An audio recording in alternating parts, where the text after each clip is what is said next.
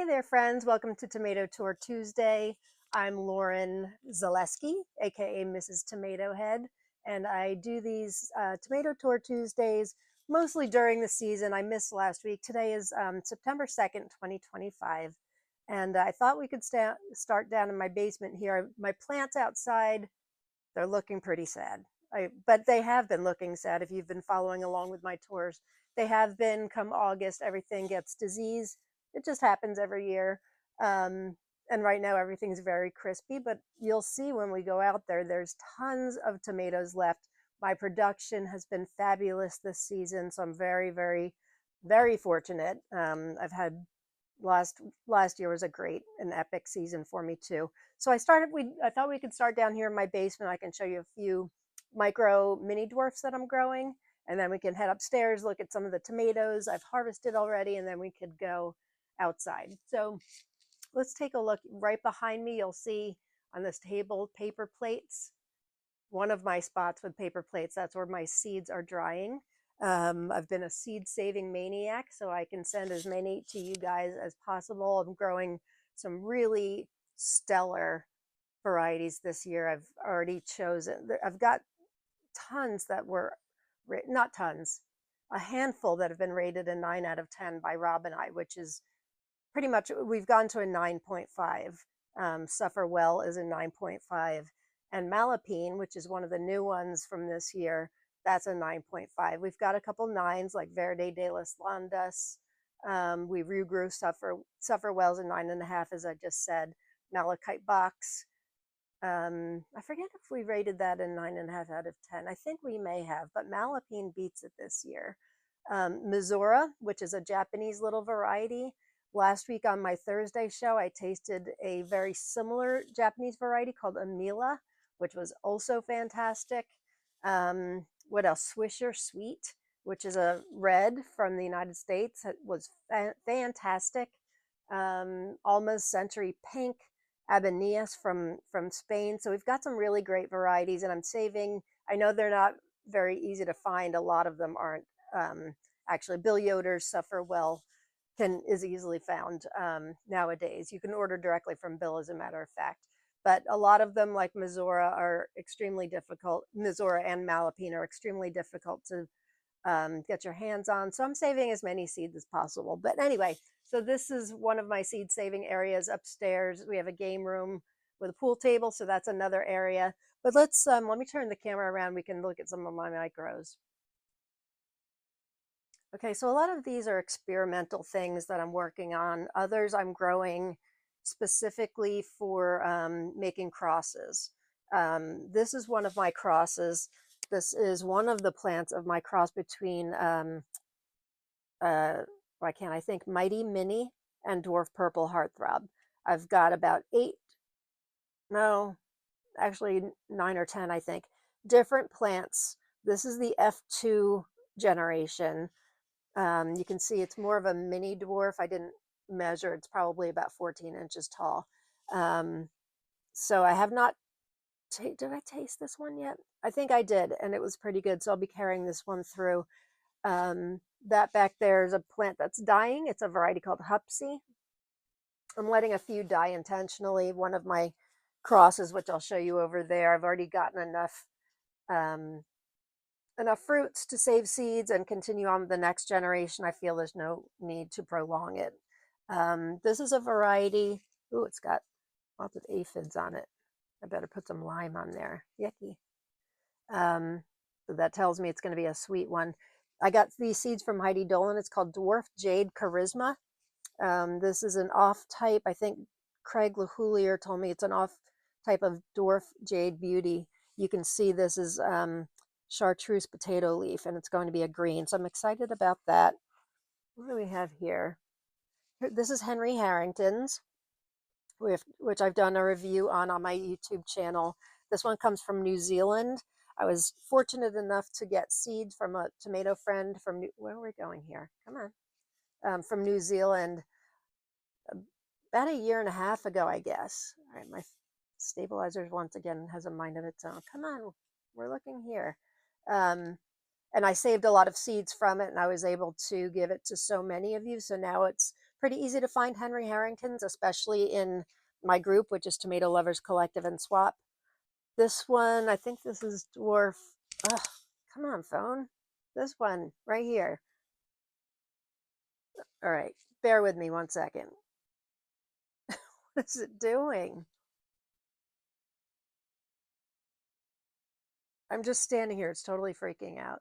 Okay, sorry about the upside down. This is Raspberry Beret by Bill Yoder, which is technically a dwarf. It will get much taller, but I grew it successfully last year in a 1 gallon grow bag indoors. Probably gets to about, I'd say 24 to 26 inches tall. Fantastic, fantastic cherry. I've got another one.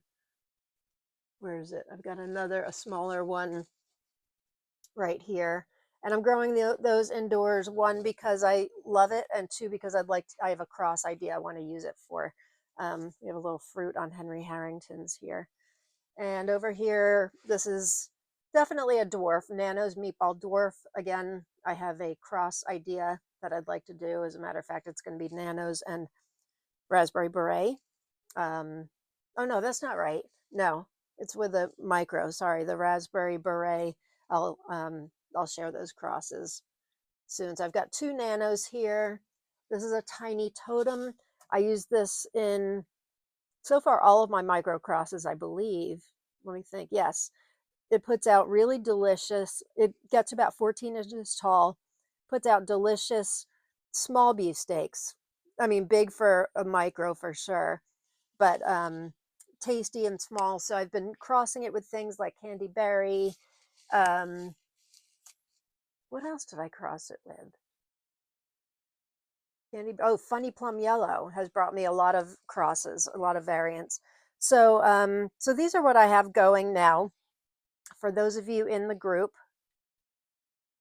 we have something called Micro Palooza coming up starting October 1st, 2025. And this is really, it's no commitment really. It's just something fun we like to do. Some of us will be in our off season. My season's winding down.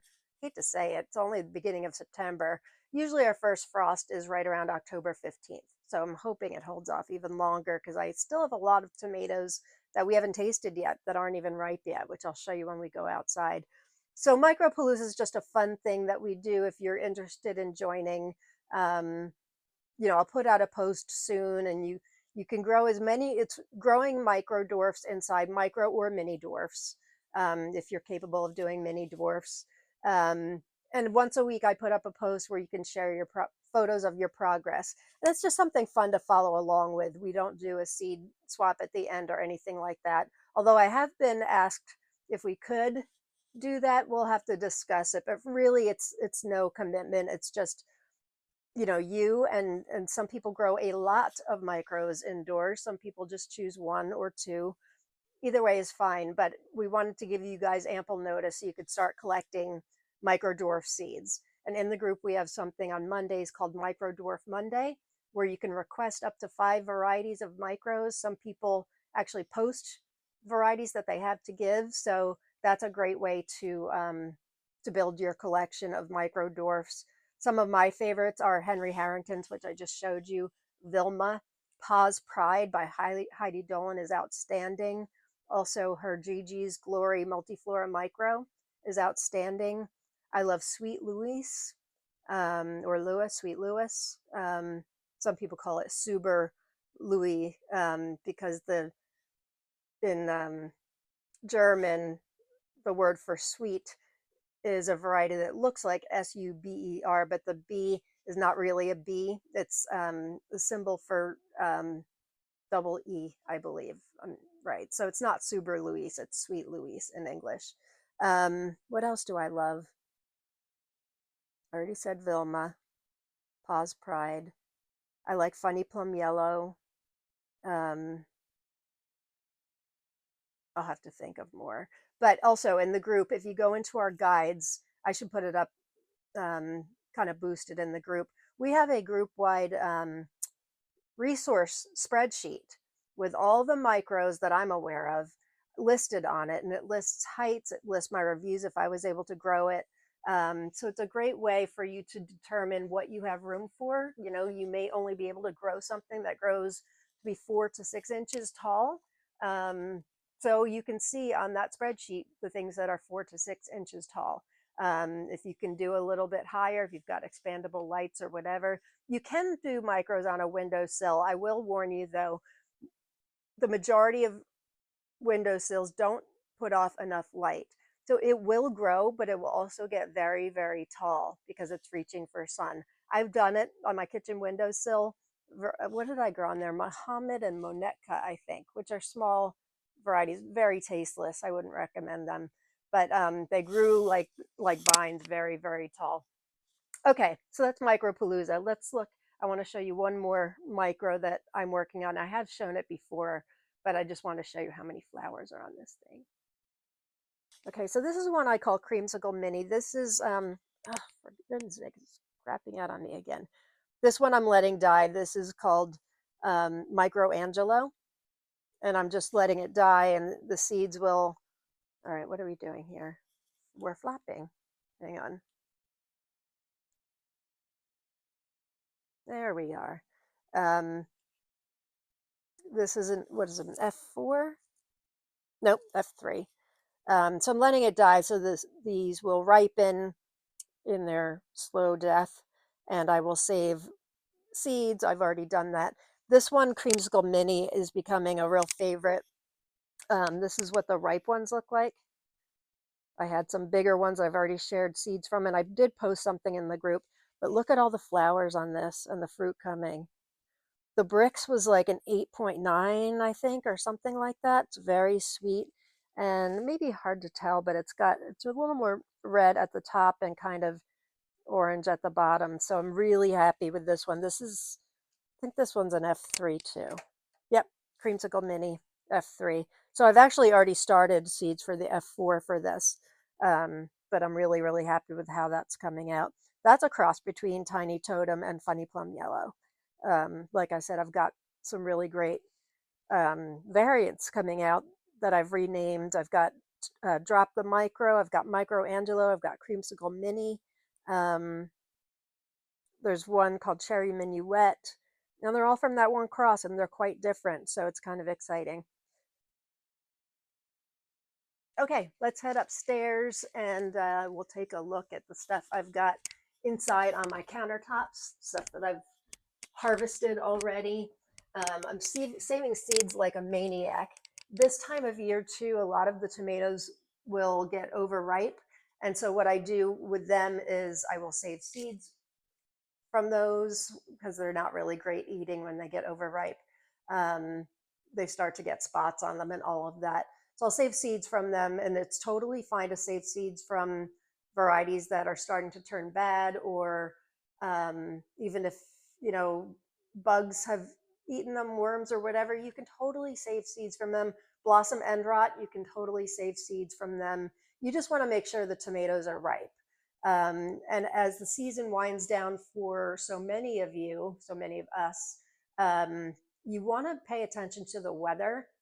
And when your first frost is coming, you want to know, because you can pick all the green varieties off your plants, and you can actually save them, put them in a box or a crate or something like that, preferably single file, and they will ripen. They won't taste quite the same, but they will ripen.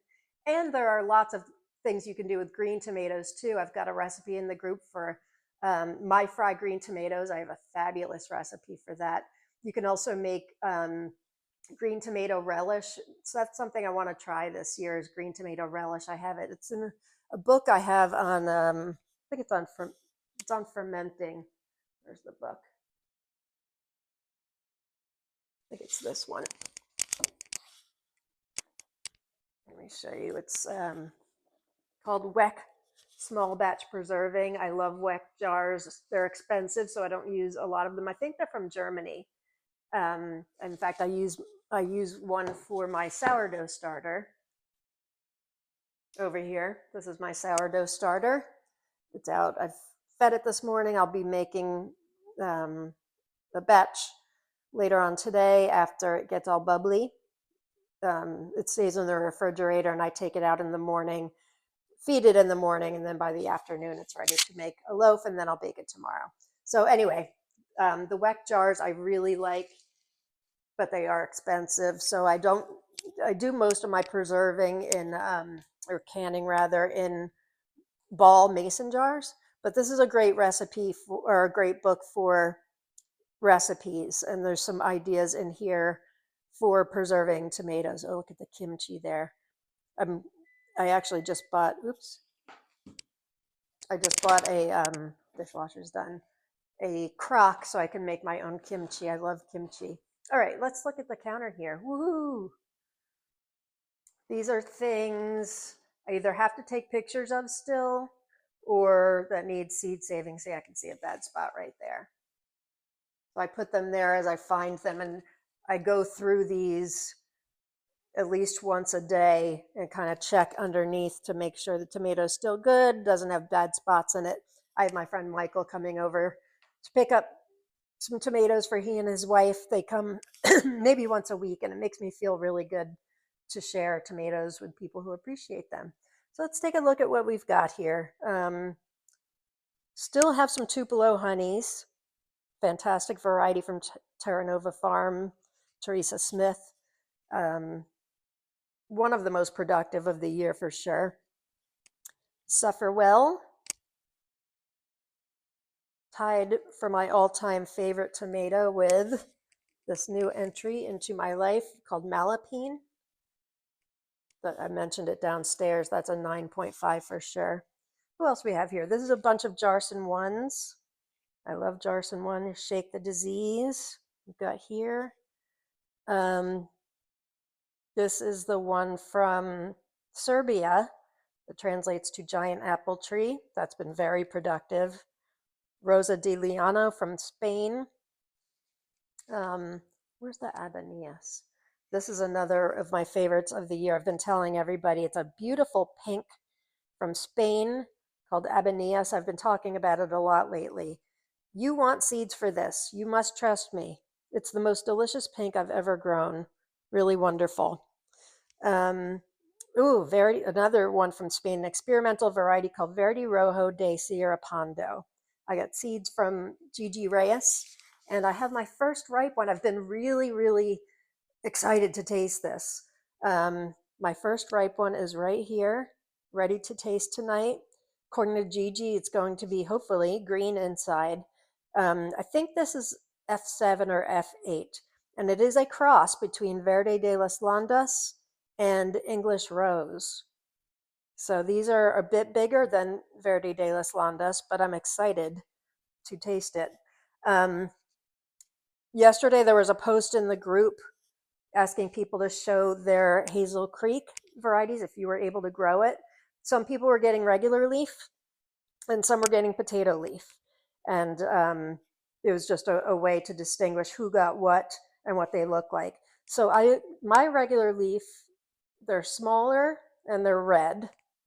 And then my potato leaf is giving me pink. So you can see, it might be hard to tell on camera, but if you go and you can see the difference, let me get rid of that so it doesn't focus on it, between the color. So we've tasted the regular leaf and it was just okay. Looking forward to tasting the potato leaf tonight. It's our first bacon, lettuce, and this of the year. I actually heard from a tomato friend this morning. I believe I sent the seeds to her for bacon, lettuce, and this. It was one of my favorites of last year, so I talked that up a lot. And her BLT is pink. Mine's definitely a red. It's got yellow epidermis, so that's interesting. I know I spoke with Gary Fitzgerald, the one who stabilized this variety years ago. I spoke with him last year, and he wasn't sure if it was an F7 or F8.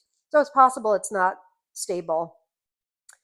Here's my one lone Cherokee Purple. I think I mentioned a couple weeks ago that I had a couple friends who wanted, I give away a lot of plants, so who wanted Cherokee Purple. I wasn't going to grow it this year, and then I had an extra, and I didn't grow it last year either, so I'm excited. It's a classic for a reason. It's delicious. This is another one of my favorites from last year called Bogatir Ilusha. I know I gave out a lot of seeds to you guys for that. This is going to be a first one that we're tasting. This is Bill Yoder's Fascination Street. Isn't that gorgeous? Those are starting to come in a lot. All right, let's get back over here. My hand goes numb when I'm holding this stabilizer thing. All right, so that's Verde Rojo de Sierra Ponda. These are all Bananas Noir. That's our variety. And what else do we have? This is a variety called Burke TF, a really good one. Kina hated it. I'm guessing that's not very stable because I know if she tasted my Burke, she would love it too. Here is Lauren, named after me. That's a smaller one. There's a larger one. I've got a Jennifer over here, such a pretty one. That plant didn't do all that great for me. Kina, where's Kina? Here's Kina. These are starting to come in hard and fast too, and boy, are those beautiful, getting very productive. Here is Cherry Stripes by Sofia Sakova. That one's not completely ripe yet. In fact, I kind of skipped over it over here. We tasted it last week, and it wasn't good at all. And I know Bill Yoder mentioned it's great. Others of you have mentioned it's great. So we're going to taste another one tonight. That's why it's over here. But yeah, it was, I spit it out. And the only other thing I've spit out this season is Malachite Box Black. It was really bad. And I can't imagine that's the variety. So going to retaste that. These are Queen Nanny, a variety from Phil Seneca. I've mentioned this quite a bit too. One of my favorites of the year. So productive and so delicious. My friend Nicole, I gave her a plant and she agrees it's one of her favorites. Temptation of Sophia. Those are starting to come in hard and fast.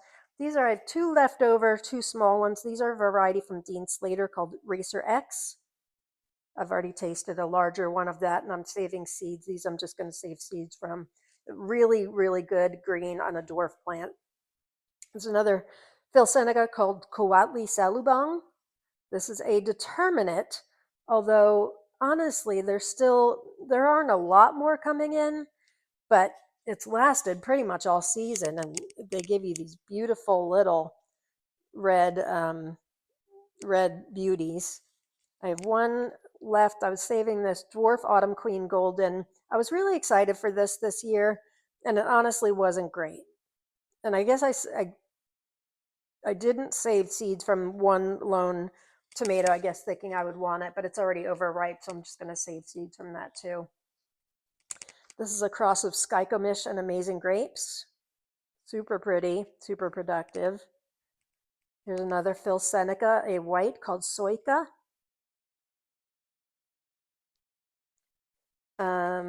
What else do I have here? Some Missoura, one of my favorites of the year. I've been waiting for this to ripen so I can save.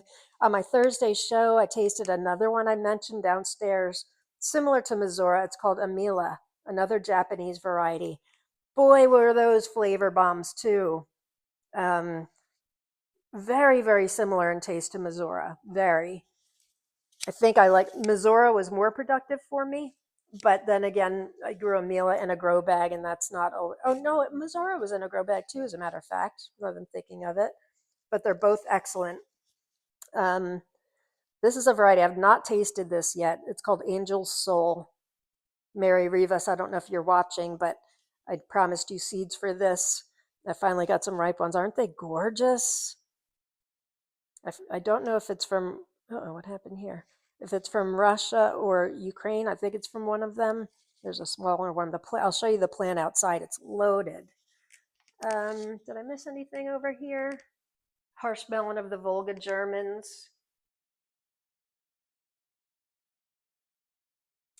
Shake the disease. I got that.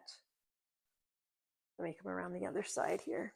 I got Kina. I have one last Ben Gantz for now. I think the plant is still coming, but I saved a lot of seeds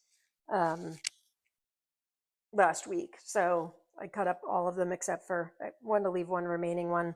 These are chocolate liqueur. These are big and so productive. Tons of those. This is another Sophia variety called Strawberry Sherbet. Not the most productive. Her varieties are so productive for me. Look at the worms got those.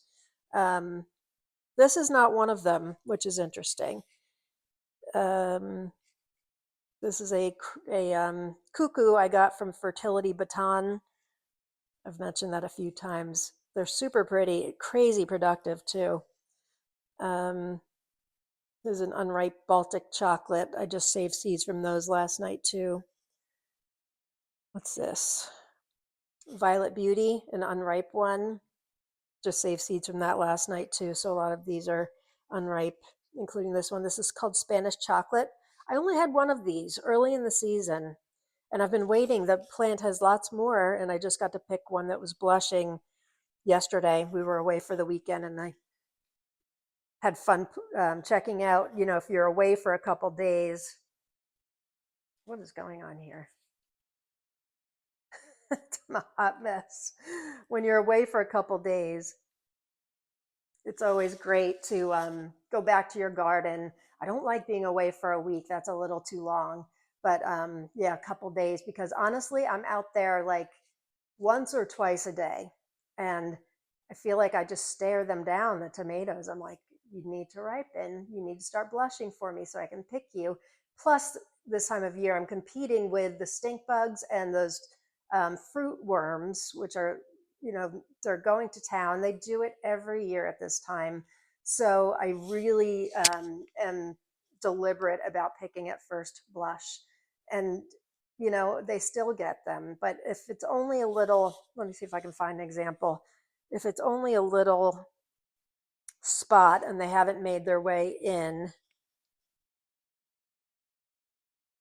well, it's kind of an older example. Let me see if I can find an example. Well, here's a good example. Right here. It's a bit overripe. This is a cuckoo variety. I'm just going to put in sauce, but you can see the worm was, you know, scratching away at the surface, but never made its way into the tomato. So I'll put it in the sauce. If it made its way into the tomato, it's really no good to me. Here is my most beautiful of the year. In fact, the thumbnail for this show I was holding up one of these, a variety from Sophia called Rose Gold. I'm getting better light so you can see. Look at those colors. There's another ripe one over here. Look at those colors. Such a good one too, very tasty. Definitely this and the chauffeur are probably my prettiest of the year. And I've got some pretty ones growing, so it's kind of hard to say.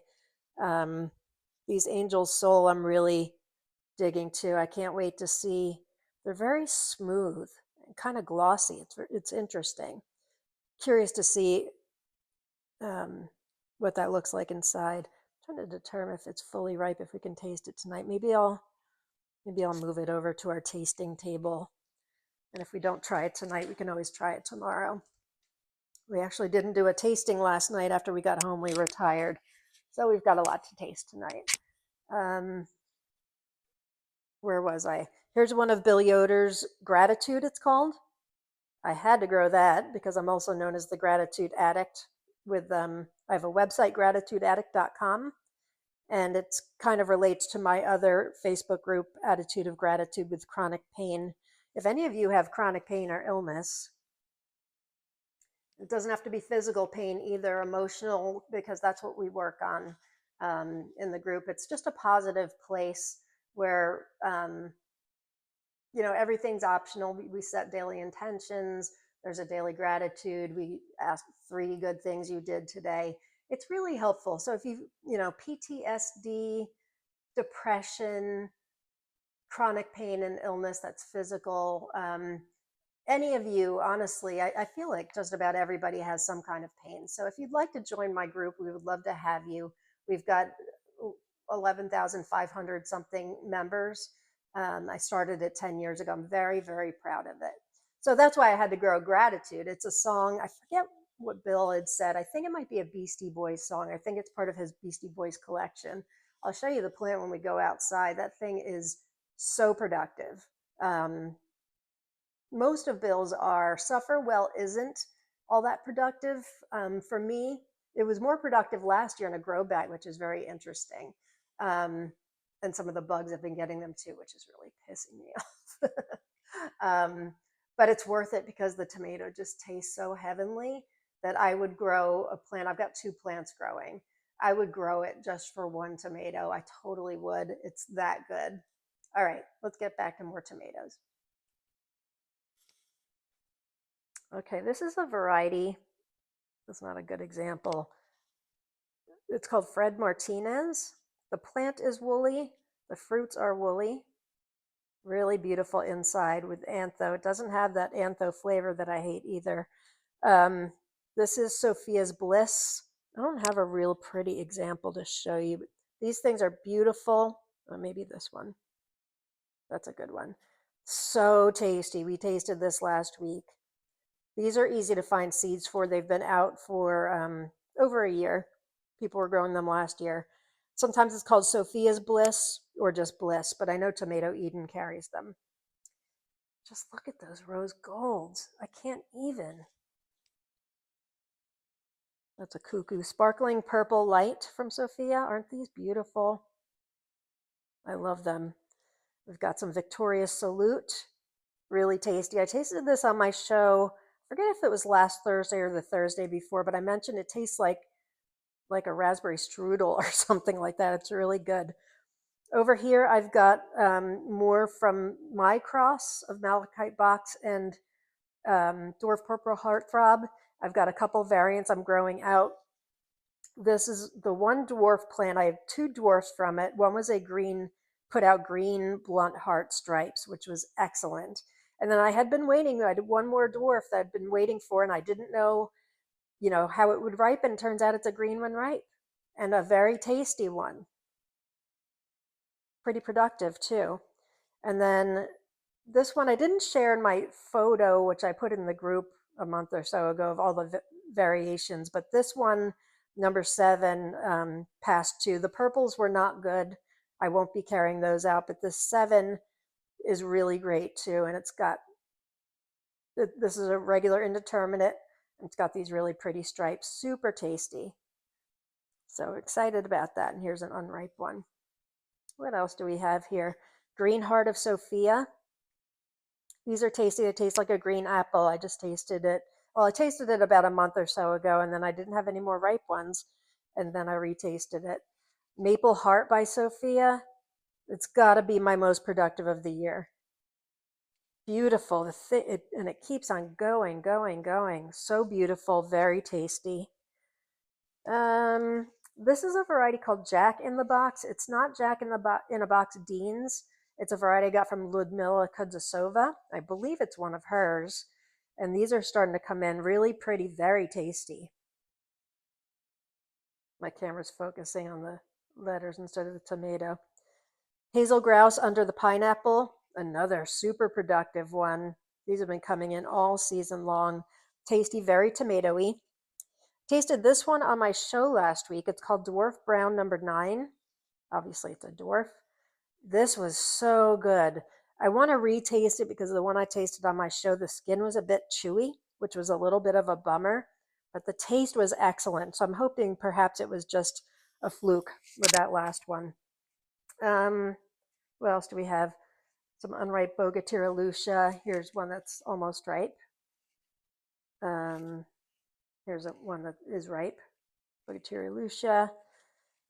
Malapine, my new favorite green, tied with Suffer Well for the best tomato I've ever had. I've only seen it at a Russian vendor. Maybe other vendors will have it after this year. That's possible. But I am saving as many seeds as possible for that so I can share with you guys. This is they started hard and fast in the beginning, and then they've slowed down, and now it's picking up again. A variety called Crepuscule. Otherwise, it translates in English to dusk. Got these seeds from Cultive Taru. Obama, another one. Hard and fast in the beginning, was slowing down a bit. Now they're coming in again. Really tasty black tomato. This one's overripe. Got to move it to my save seed section. I know Akelia reviewed it also, and it really is a very good tomato. I think Kina said she just got to taste it. I think I'm right about that. So it's Obama. Another one that's been super productive for me and delicious, Mordovian malachite.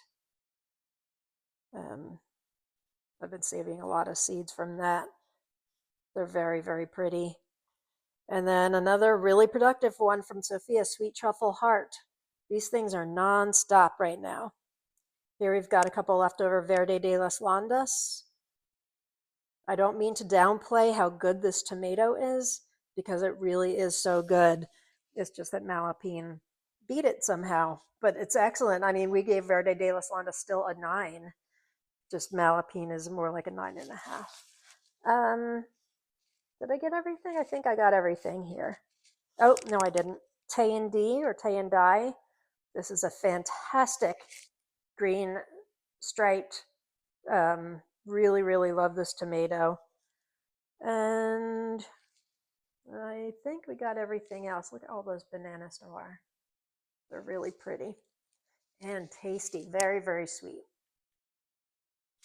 Okay, so let's go to my other table. Oh, I didn't show you.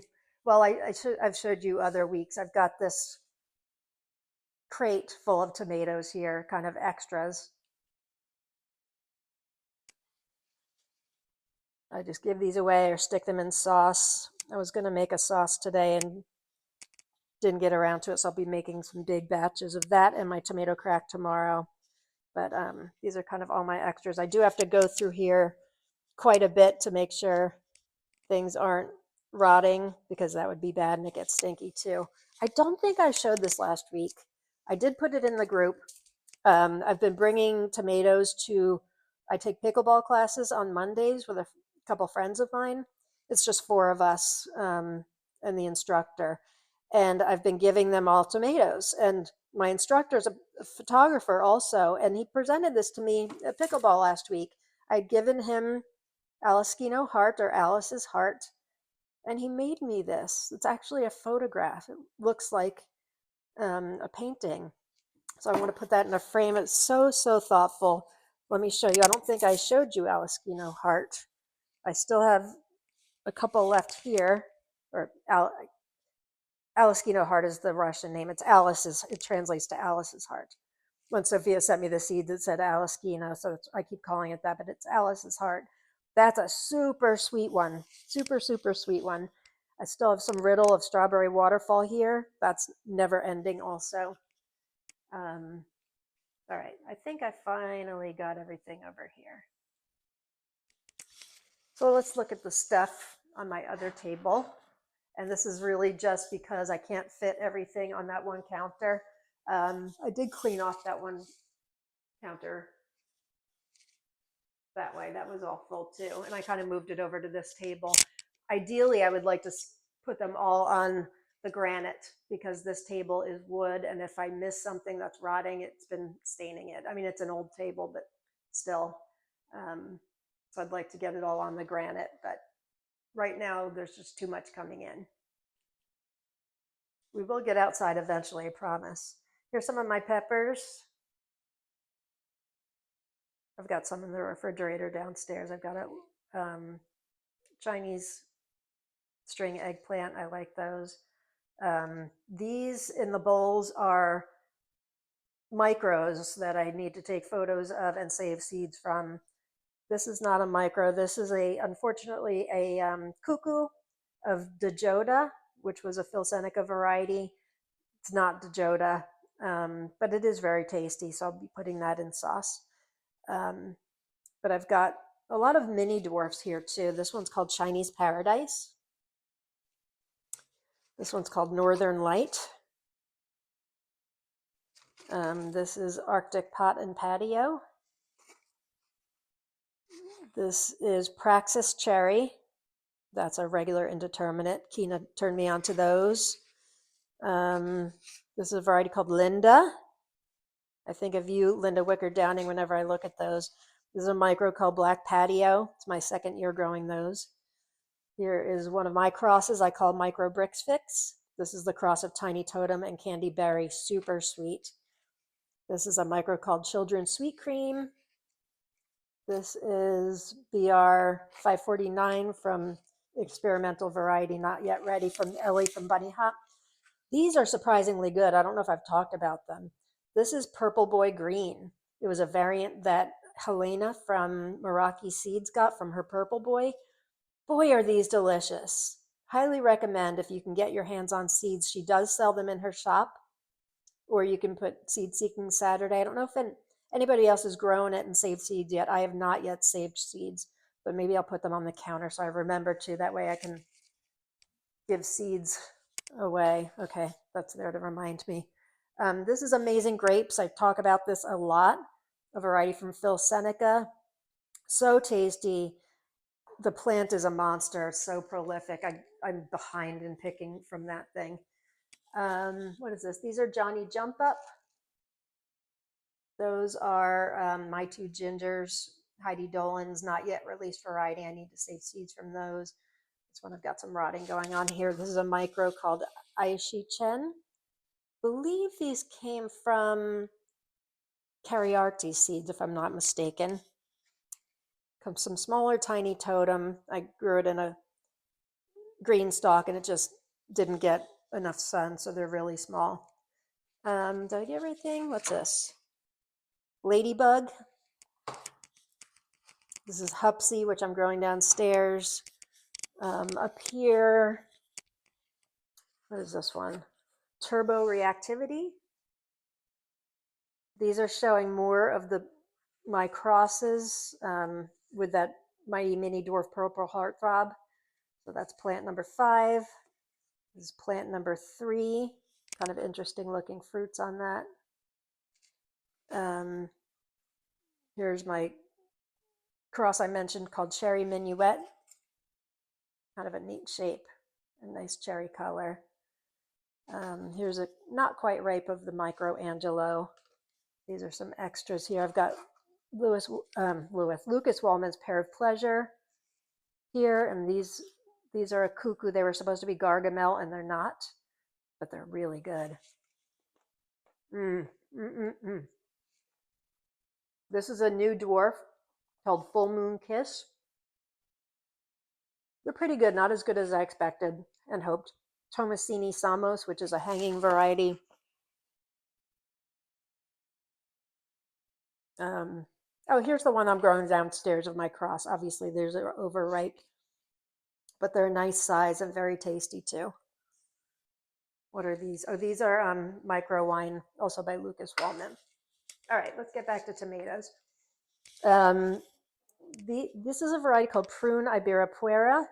They're just starting to ripen. Kind of neat. I'm not sure how stable it is.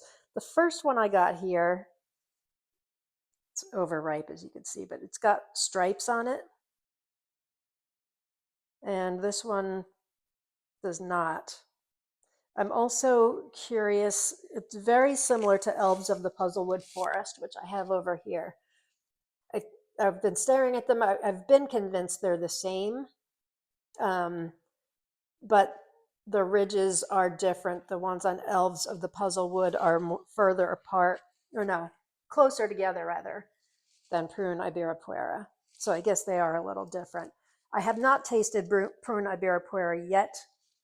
I think maybe tonight we can do that. Kind of hard to tell when they're ripe, although they're very squishy. These, when it's got the like wrinkled skin, you know it's overripe. I have tasted Elves of the Puzzlewood Forest, and boy, is this a tasty one. I keep forgetting to mention it in my favorites of the year. It had a Brix of like, I'm forgetting now, was it a 9 or a 10? Something like that. The interior is pretty too. I'll be posting a graphic and review up in the group soon. Here's another one of my favorites of the year, Triumph of Sophia. These are really, really prolific, beautiful, and so tasty. This is Don's Delightful Heart, which I tasted live on my show a couple weeks ago. It's an indeterminate from Craig LaHoulier. I forget what the crosses are, but as you can see, super productive, and the plant outside's got a lot on it too. This is a variety from Hungary called Graf Batiani. I tasted it on my show. Here's an example of worm getting to it right here, but it didn't go in. Um, Tasted it twice. The first time Rob and I tasted it, we did not like it. Tasted it live on my show last week, still didn't like it. So, not my favorite. Maybe it could be my growing conditions. It was highly recommended to me by Tim Schneiderger. So, and I know his taste. I'm sure he wouldn't recommend it if it was just tasteless, which is what we got. Here's my first big Malacca. It's very big. It's a pound and a half, I think, but it is, a cat-faced variety or fasciated blossom, I guess. Um, but they're just starting to ripen. The plants do have some very, very large fruits on it. These are chocolate avalanche, really productive. Lots more still coming in. Here's Bill Yoder's Hold Back the Rain, a green one ripe. It's got a clear epidermis, so you really need to give it a squeeze to know when it's ripe, but that's a yummy one. Here's more Hazel Creek regular leaf. I've got another Hazel Creek potato leaf somewhere around here. I forget what I did with it. Here's a Mrs. Gorby. Interesting that this one is striped too. Kind of hard to see because my camera's not focusing on the tomatoes, but the other ones are just red, not striped like that. I guess that's it. I wish I had like a timer. I should set a timer in the future to know how long I've gone already. I think I've gone pretty long and we haven't even made it outside. But let's go outside. It's a beautiful day. The weather has been chillier than I would like at the end of September, end of August, early September. Nights have been in the 50s. And I mean, to most normal people, low 70s Fahrenheit is beautiful, or high 60s. It's actually quite warm out now, which makes me feel better.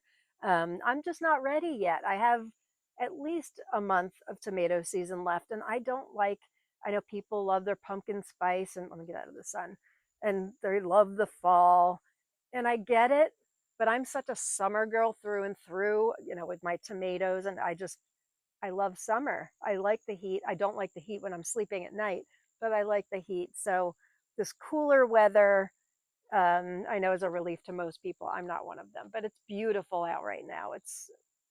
I don't know what the temperature is. I think it was going to get to be a high of 74 today. It may be that, but I'm not feeling a chill at all, so it's nice. All right, let's take a look. Up here on the deck is a freaking mess. It just is. But so is out in the yard. Let me show you a couple things. Right here I've got some peppers. These aren't ripe yet. This is a variety I got from Tomatuseta called Milky Way. I think part of it will turn out like a bright orange, which I'm looking forward to. Over here, I talk about this variety all the time. This is Tomaticot from Italy. It's part of the Slow Food Foundation. I grew it last year. Ooh, it looks like a worm got that. I don't see that in peppers very often.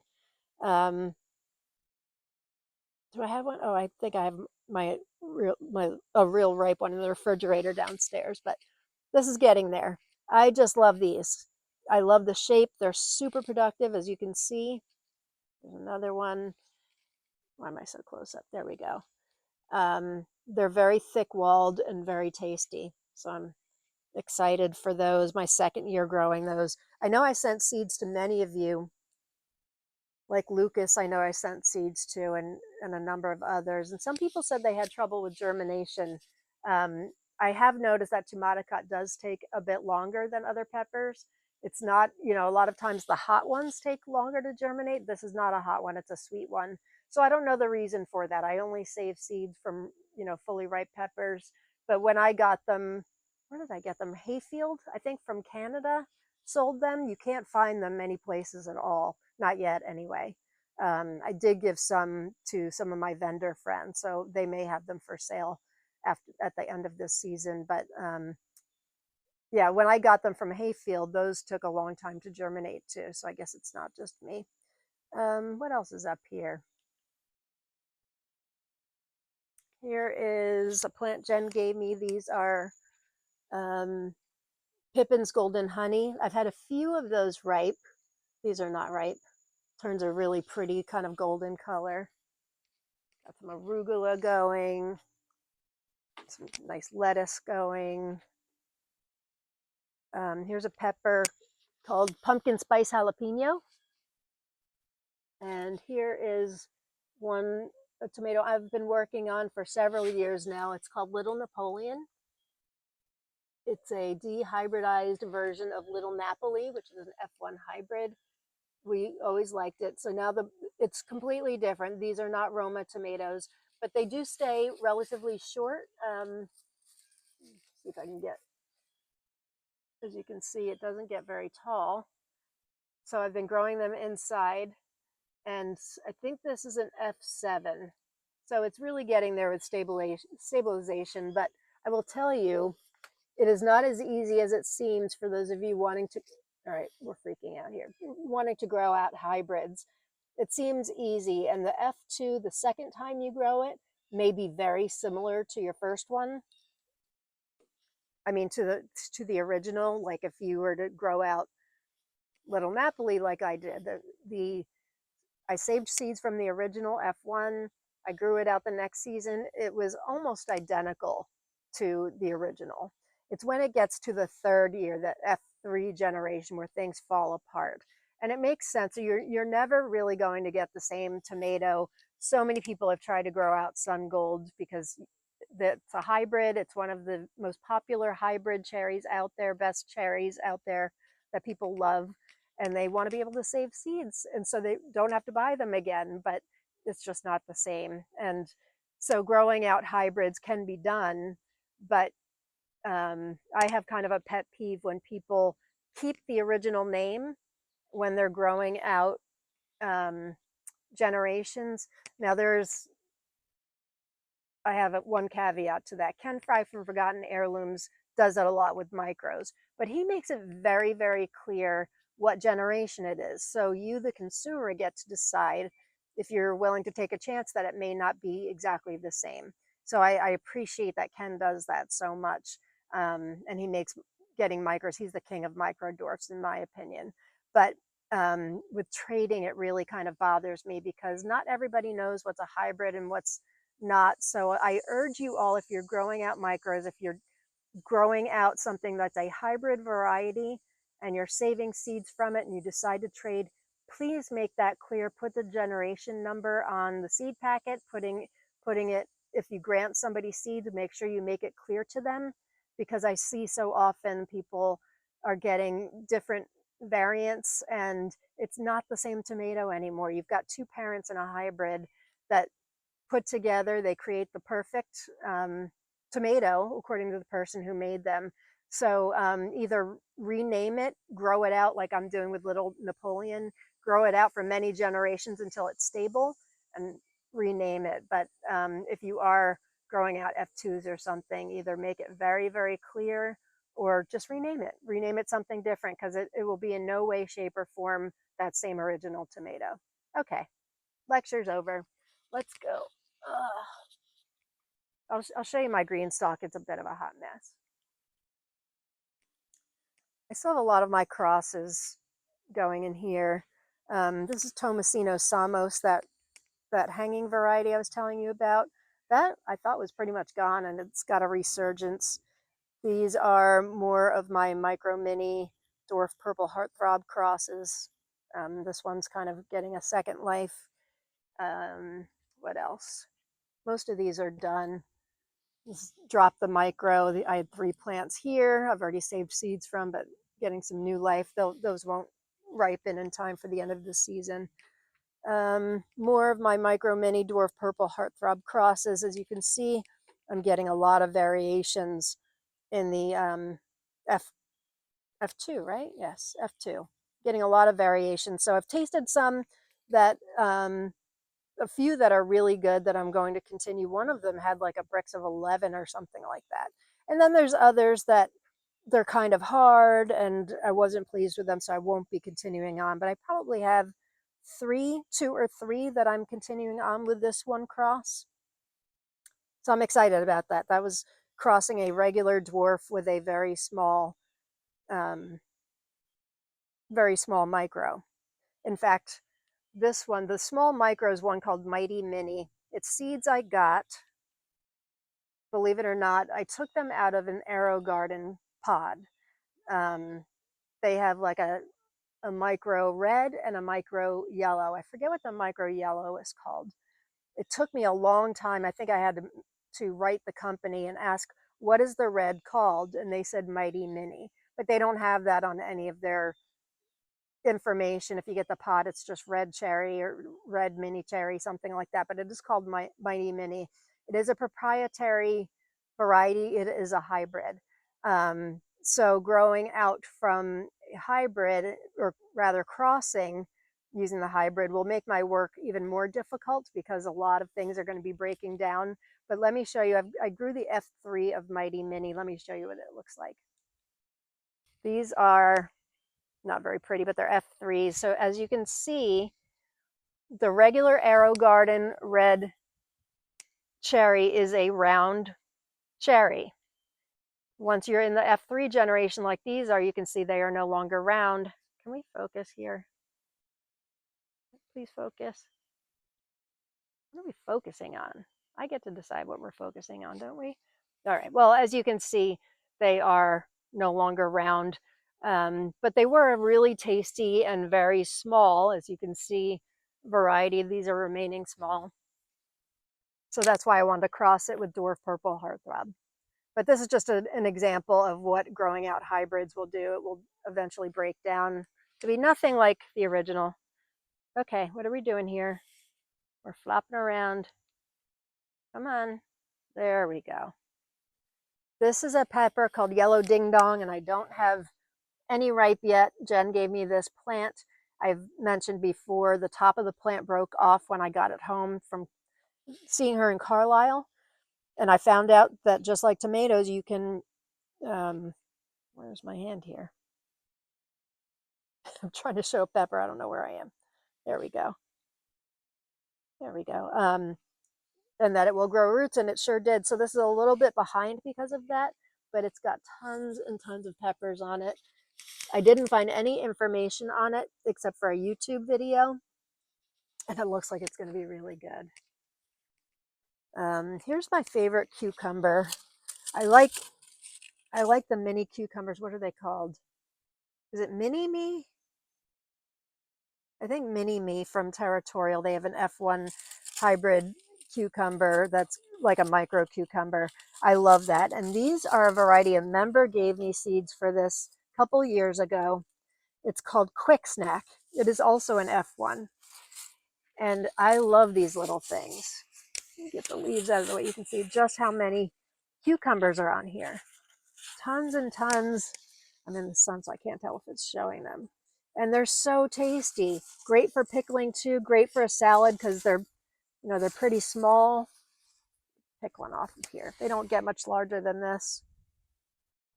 And I love the coloring on them too. So that is called Quick Snack. And I got my seeds for Quick Snack after I got the original from a member of the group. Just gonna put the cucumber inside. I was able to order them. Johnny's carries them. I think they may be the only one. All right, back outside. Let's go down and look at some more tomatoes. As you can see,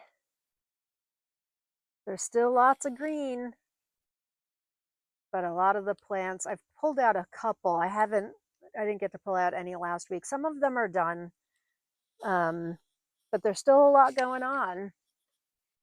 Where should I start? Maybe I'll start over here first.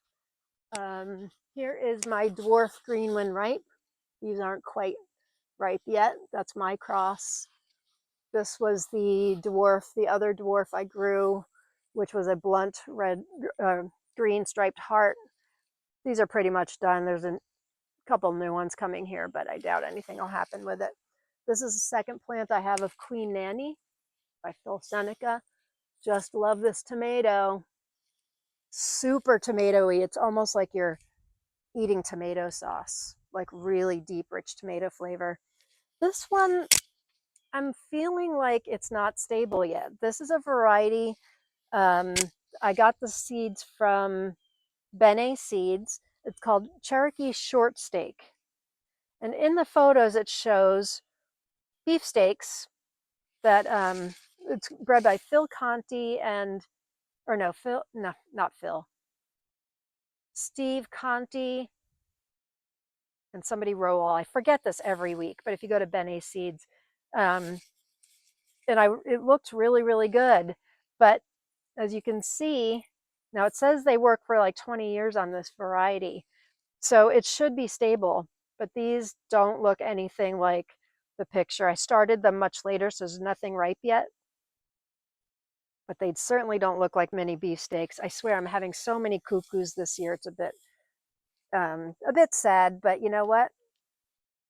I'm having a tremendous year. I've got more tomatoes than I know what to do with. I've already jarred an abundance of sauce. I've given so many away to friends, which makes me really, really happy.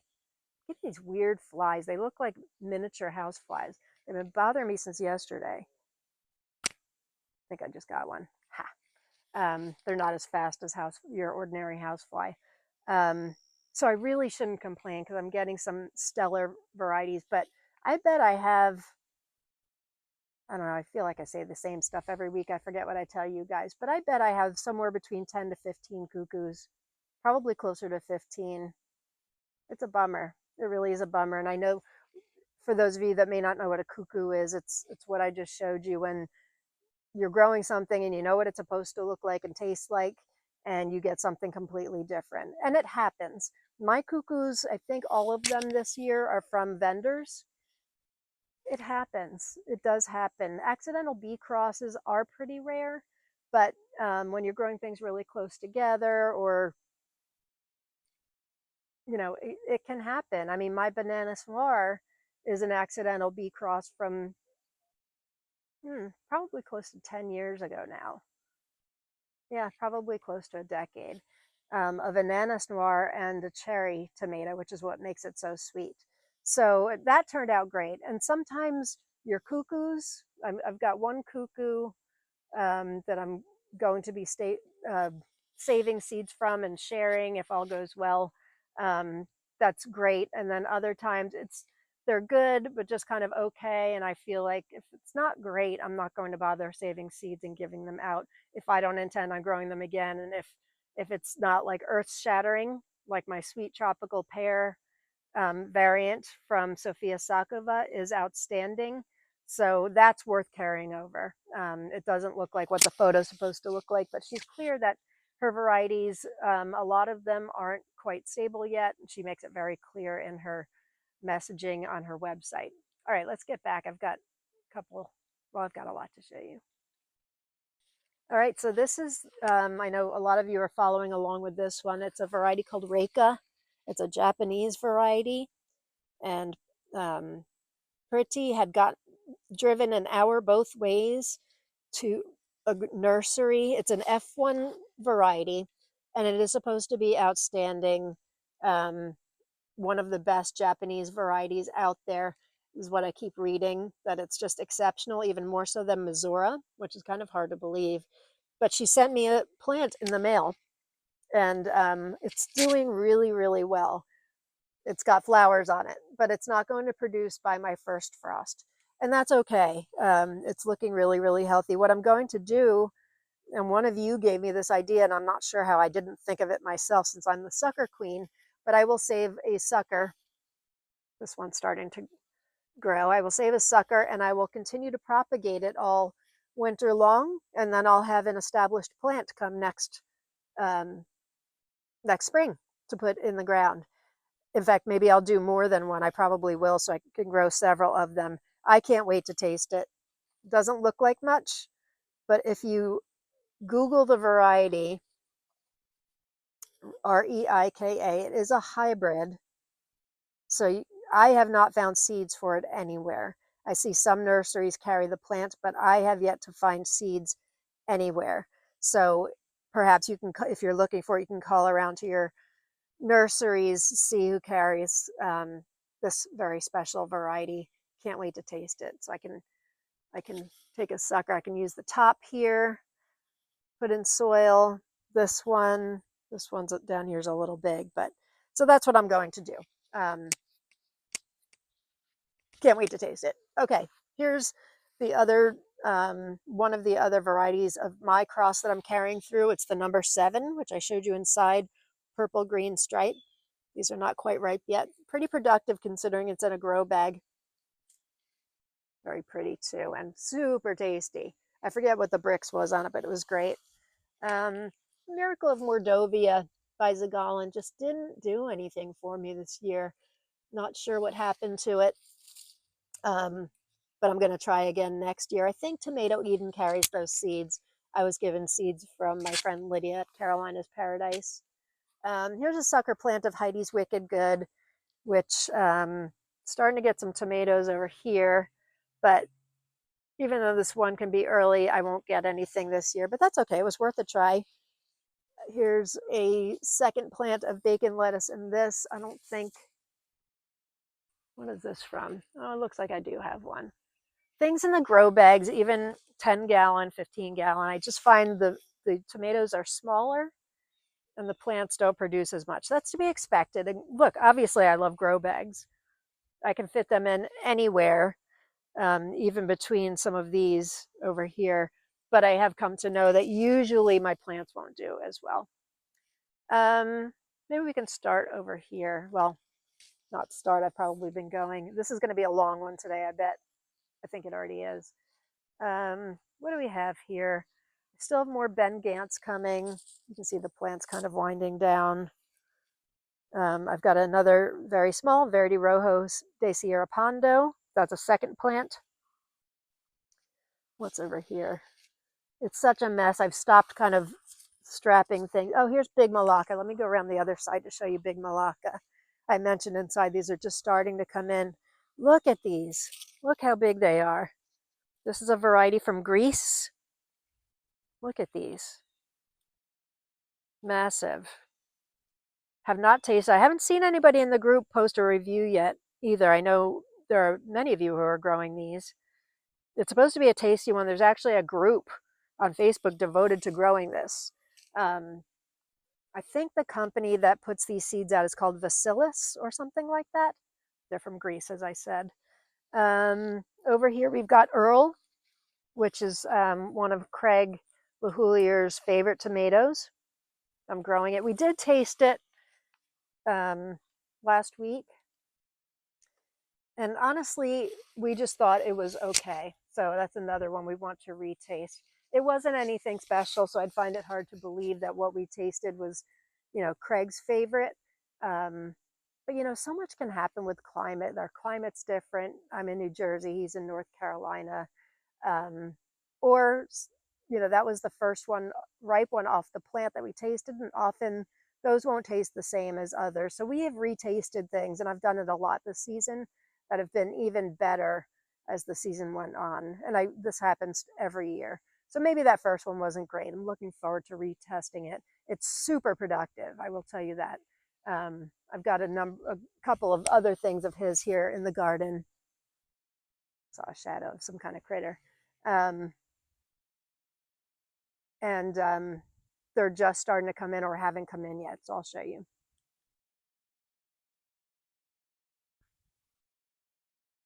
Here's the Earl from another side.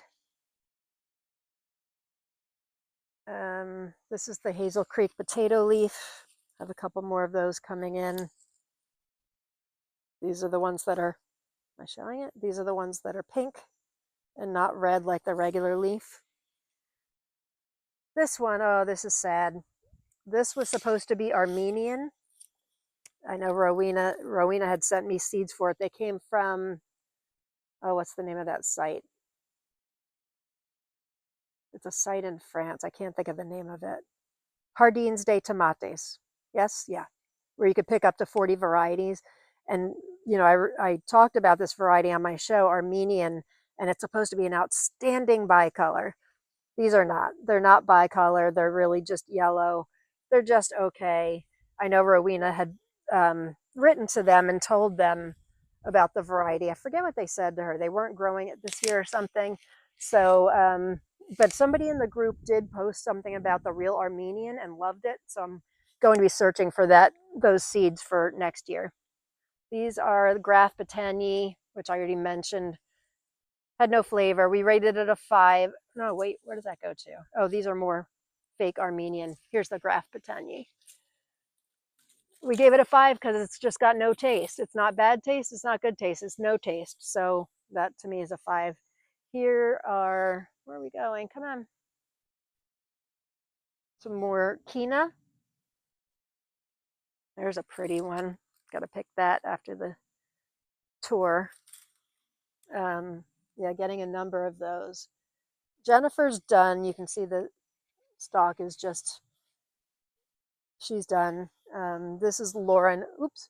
You bastard. Yuck. Got a tomato hornworm with the wasps on it. It's funny. I'm out here all the time. I never find them unless I'm recording with you guys. Oh, he's a big fat one. Yuck. Get off of my plant.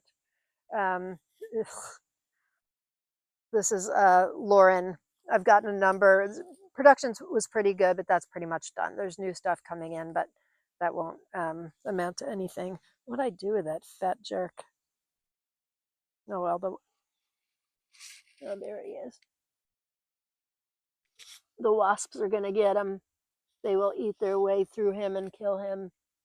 So if you see them with those white things on, it's sort of a good thing. Yuck, they're parasitic worms. I think the last garden tour I did, I think it was right around that same spot.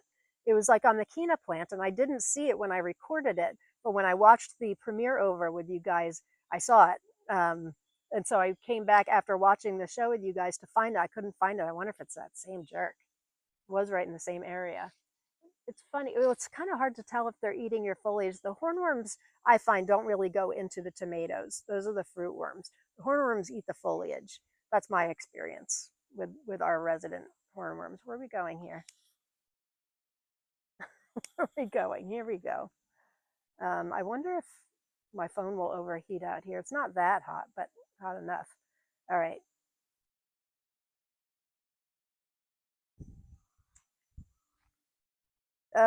Here's one from Annette Beauregard called Condo Fury. It's an Italian one, very rare, very few seeds. I'm having bad luck with this one with blossom end rot, but I have saved, there are very few seeds in there. I've saved like 2 seeds, and there's some coming. I just want one regular fruit. I did test one on the refractometer, and the Brix was incredibly high. It was very sweet, and I tasted the part that didn't have blossom end rot on it. It was super good. This is a second plant of a variety I'm growing in the other garden called Fiery Mountains.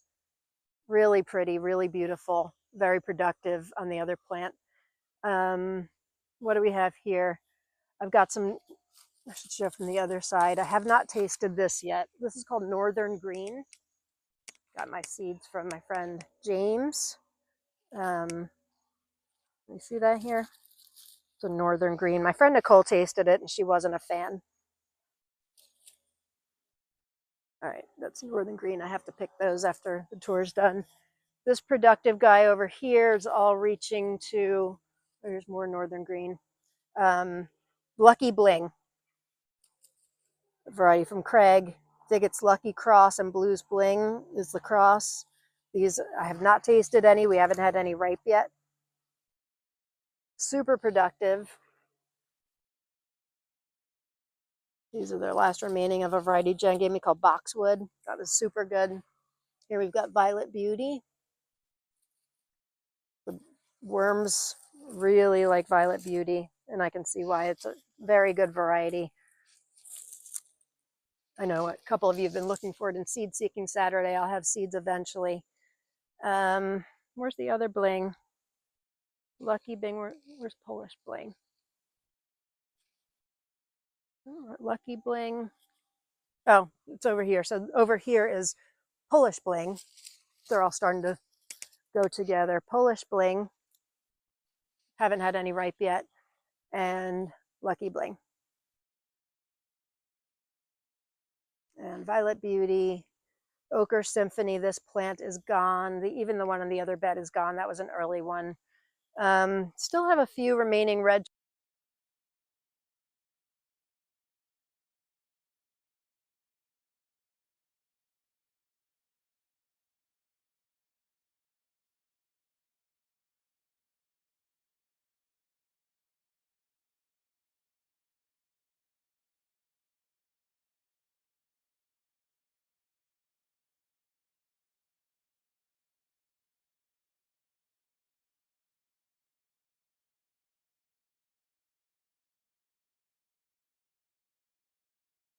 Okay, over here, did I do these? Got a few more Verde de las Landas. I think I showed that already. Here's a second plant of Triumph of Sophia. As you can see from this grow bag, these are much smaller than the Triumph of Sophias I'm getting from the other garden. But you know what? They're really sweet, these little ones. But it just goes to prove my theory. Well, it's not really a theory, it's just fact. That growing in the grow bags, you won't get as good of production and you will generally get smaller fruits. But for some people, that's the only option they have. And look, if it's a difference between growing tomatoes and not, I'd rather grow them. Who do we have over here? These are Jake's German. Got a lot of those coming. That's what these big ones are too. We tasted one. I see we've got another ripe one coming here. And it was okay. Grew it because our son is Jake. It was okay. No great shakes. I've got some more Mrs. Gorby's here. My Mrs. Gorby's, and this one's in the ground. They are not nearly as big as the ones that Sybil Gorby, the elderly lady who made these sort of famous, they're not nearly as big as hers are. But they were pretty good taste-wise. Oh, these are unfortunate. This is supposed to be Millwood's Inspiration. That's one that obviously the worms got to, but we had a first ripe one maybe 2 weeks ago. And the writing up on it, I got my seeds as a free gift from Secret Seed Cartel. The write-up on it said that sometimes they can be hearts, and mine are definitely hearts. But as it was ripening, it was starting to become pretty clear to me that they weren't red. And Millwood's Inspiration is supposed to be a red variety bred by Rob Two Hawks. So it turned out to be a bicolor. I'll put the review in the group soon. I took pictures. It's actually quite beautiful.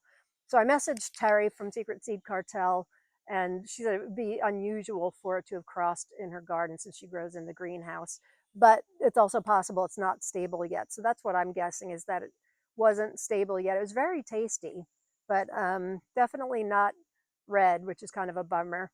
But they're huge. They're pretty productive, beautiful bicolored. I wish I had a ripe one to show you, but we ate and saved seeds from the first one.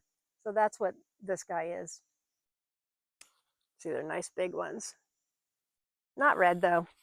All right, did everything here. I'll show you some stuff in Death Row back here. I've got my first ripening. These were a late one to the party that I started. These are Skycomish by Tom Wagner. And this is a cross, one last cherry. I have a cross of Skycomish and Amazing Grapes by Phil Seneca. Over here is a dying plant of Praxis Cherry. Taste one of these. Very good. The last of a plant of Sungreen, which is an F1 hybrid. It was okay. Here's some smaller Bananas Noir. I thought it was going to be a cherry this year because last year they would be like a cherry, but gosh, the colors are so beautiful, aren't they? I just love that.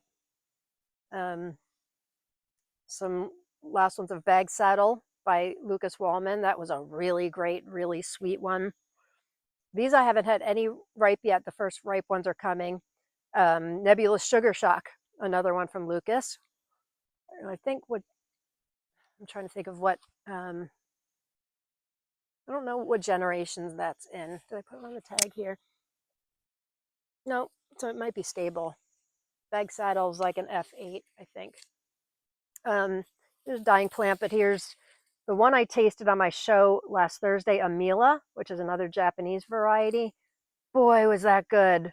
Flavor bomb. And then still have some Mizora, which is one of my favorites of the year. Another Japanese variety. The two of them, Amila and Mizora, tasted very similar. But I'm saving as many seeds as possible, and I've been granting, many of you are asking for it in the group, and I've been granting it. Okay. Oh, these are more Violet Beauty. Okay. Let us go over here, and I'll try to make it quickie. Famous last words. This is why my Thursday show's so long. You get me started on talking tomatoes, and it's like I can't stop. Because they're all so exciting, aren't they? All right, focus, Lauren, focus.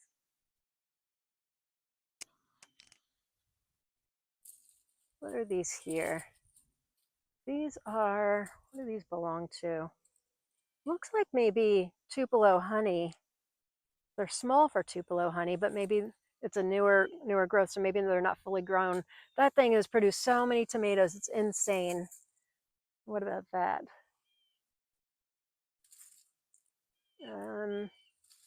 This looks like Twilight tricolor. I'm trying to follow the vines to see. That might be, no, these are more Tupelo honey. Insane. Here's more Twilight tricolor coming.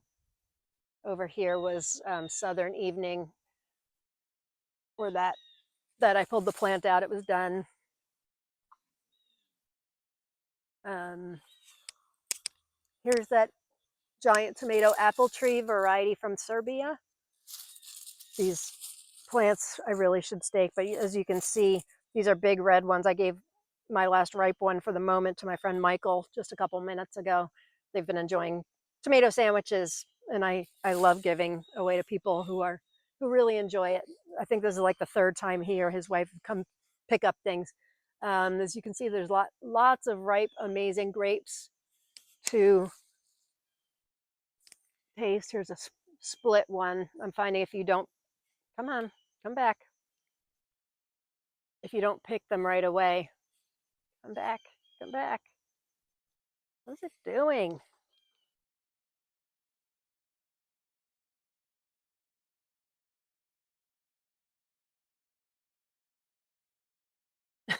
I don't know what it's doing. If you don't pick them right away, when they start to blush, they split. Delicious. That ripe one over there is a cuckoo. It's supposed to be Stella del Sol, a white one. Clearly that's not white. Where these over here, Mordovian malachite. This thing is endless. So good, tricolor. This is Bliss from Sophia. Over there, this big guy, Cherry Stripes. More Mordovian malachite. This thing's crazy. Over here, Sweet Truffle Heart. You can see there's more blushing on my plants right now than you normally see because I usually pick at first blush, but since we were away for the weekend, I didn't get a chance to. I figured I'd leave them until after the tours. More Triumph of Sophia. This thing, so many fruits. Endless. And they're so good. These are more Victoria Salute. What are you doing? This thing just decides to follow whatever it wants. Come back, come back. Here's more Victoria Salute. These are Prune Iberipuera. Very interesting shapes. These are going to be a tricolor. I showed you some inside. Very interesting. Here's the Sweet Tropical Pear Cuckoo. I'm calling Sweet Tropical Peach.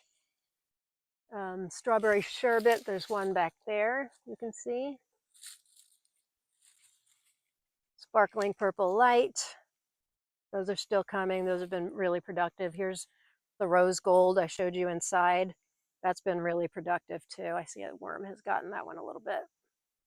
Bummer. This one grew in between these little fence slats. So if I take it out, it's just going to open right up. In fact, I feel it's open on the other side. But I'm just going to wait for it to get a little bit more ripe, and then I'll pry it out with my hot little hands, and I'll just save seeds from it. There aren't many seeds in Rose Gold, but I want to save as many for you guys as possible because it's fantastic. What else we have going on in here? This is kind of the last of Riddle of Strawberry Waterfall. This thing is never ending. A really good variety. Green Heart of Sophia. What do we have here? That's still more Green Heart of Sophia. Maple Heart, which is a cross of maple syrup and there's some ripe ones here, back here, two of them. Maple Heart and Cardinal on Straw. That's a really good one. I showed you those inside. They're just endless. Who do we belong to? Who do you belong to? Who's your... Oh, this is from the other side. I think that's all the colors of the world. It has stretched over to the other side.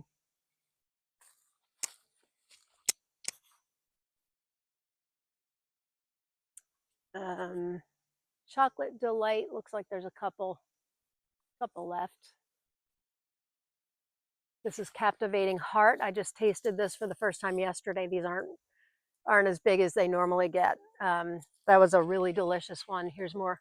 All the colors of the world. I didn't think my plant was giving me all the colors of the world, but it was so bushy and so full of flowers, as you can see.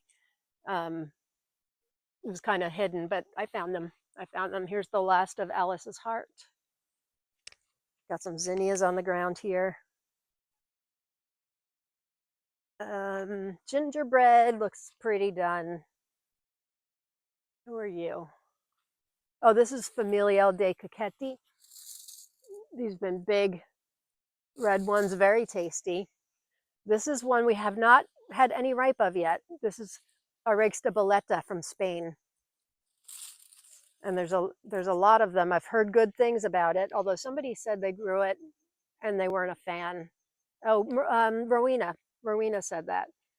So we'll see. And this is Abenius, which looks like there's some small ones still coming. I'm not sure what they'll do in the next month, but that is a fabulous variety. I highly, highly, highly recommend it. I see some Guido back there. There's some ripe Guidos in between all the crusties. Who do you belong to? Oh, it's still Guido. No more green Prince Ruffled that was in there, and that's done.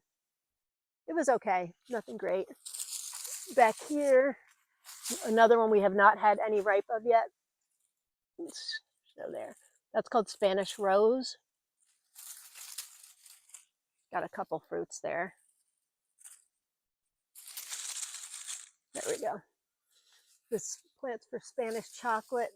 I showed you one inside. We already had one. Looks like there's at least one more there. Negro Segurino. Oh, another one we haven't had yet. Rosa de Leano is this Negro Santiago. Negro de Santiago. Nothing ripe yet. So these Spanish varieties seem to take their own sweet time. More Dawn's Delightful Heart. As you can see, these are never ending. Same thing happened with this Dawn's Delightful Heart as what happened with Rose Gold over there. Usually I'm pretty good about catching it before they get stuck, but I didn't in this case. Here's the rest of that plant for Coatli Salubong that I mentioned is a dwarf determinate and produced for us. These are a cross of Grungy in the Sky Bicolor and Everett's Rusty Oxheart. Here's some more Queen Nanny. That the plant is down there, but it's just endless, which is a good thing because it's delicious. Over here, have a couple bacon lettuce in this. Have one inside. Really disappointed in production on this year. Here's more Bananas Noir. They're late season, but they're pretty darn productive. There we go. And another one we haven't had yet is Blackjack. Those back there are Blackjack. They're small, and they just haven't ripened yet. It's weird. Oh, this one has a weird feel to it. I wonder if something's wrong with it. Bill Yoder mentioned to me that's a good one, so I'd really like to try it. I think Malachite Jen said the same thing, that hers was taking a long time. These are Chocolate Avalanche, Baltic Chocolate. And here's more from that. Maybe I'll go this way. Angel's Soul. Look at the production on these. Hopefully try these for the first time tonight. So many fruits. And over here we've got Chocolate liqueur. That one's been endless too. Here's the cuckoo of fertility baton. More fiery mountains. They get quite big. And you belong to, oh, I think this is more fiery mountains. Plants going crazy. And then over here, more elves of the Puzzlewood Forest. These take their own sweet time to ripen, but they're bigger than I expected, which is exciting. I mentioned I did taste one and it was outstanding. Here's a pepper called Hussli, Hussli. More harsh melon of the Volga Germans. There's my Malapine plant. That is, oh, I thought it was done. I see a little more. Not sure what I'll get by the middle of October. We shall see. This is a neat one I showed you inside. It's called Jack in the Box, not to be confused with Jack in the Box Deans, which is a dwarf. This is bred by Ludmila Kudzasova, and boy, is it good. Really tasty. This is hazel grouse under the pineapple. I've picked so many from this and given so many away. I've saved seeds from a lot. And this plant just, there's nothing, I've picked everything that'll be ripe soon. But it really is just endless. What else do I want to show you? Malachite box is done. It's another reason to grow Malapine. I think, I mean, I've loved Malachite box for years and years and years. Malapine tastes even a little better, and production is outstanding. Malachite box, I've never found that production was outstanding. And for some reason, the past couple of years for me, Malachite box dies early. It's very strange. We grew it for years and it was fine, but the last couple of years, it dies early, like a bacterial wilt type thing. The rest of the plants around it don't get it. I wish Malachite box black would get it because that's gross. But alas, that's healthy as can be. A couple more things and then we'll end it. This is one of the crosses of Skykomish and Amazing Grapes. This is the beefsteak version. There's also a cherry version. Grungy in the Sky Bicolor and Clean Aliquipa cross. Very productive. They're all back there. You can see some orange spots.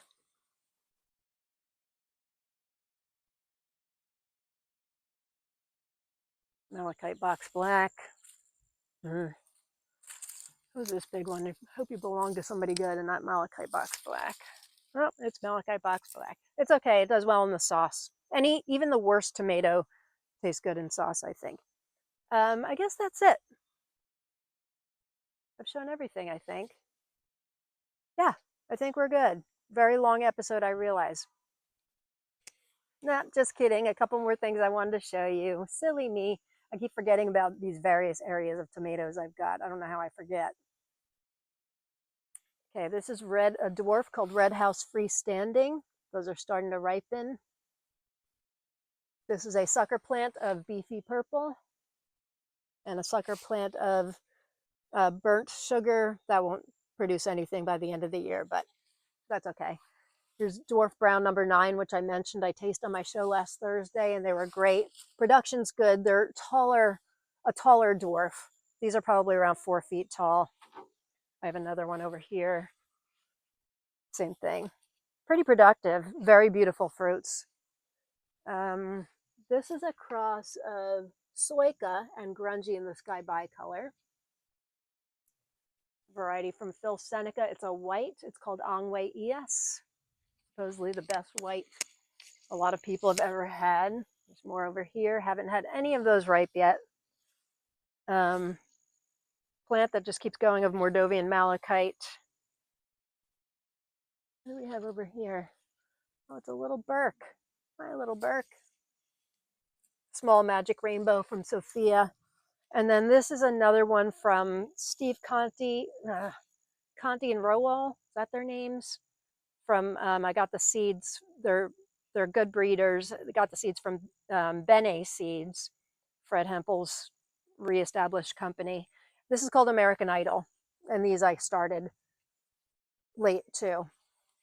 So I think they're just a red. I'm really bummed about Cherokee short steak. But that's the way it goes in the tomato world. So I hope you enjoy this. Thanks for hanging in. I know it's longer than my usual Tuesday tours, but I did skip last week. Um, and I've been thinking for well over a month now that this will be my last tomato tour because things are winding down. But no, I don't need to show you perfection. You want to see tomatoes? I'll show you tomatoes. Obviously, I have a lot to show you guys, or the episodes wouldn't go so long. So make sure you get your seeds for Palooza. Make sure you join my group, Tomato Lovers Collective and Swap. Mark your calendars for Friday, September 26th. We're doing our tomato tasting and seed swap in Carlisle, Pennsylvania. Information for all of this can be found in the group. And Thursday, I'll see you for my show on Thursday. It's called Lauren's Tomato Awesome Sauce. It's at 4 o'clock Eastern Standard Time. And I talk for usually around hour and a half to 2 hours about 10 varieties I'm obsessed with that week. And we learn about all kinds of new tomatoes together. So until then, guys, thanks for watching. Peace, love, get your gratitude on, and go grow tomatoes. Bye, everybody.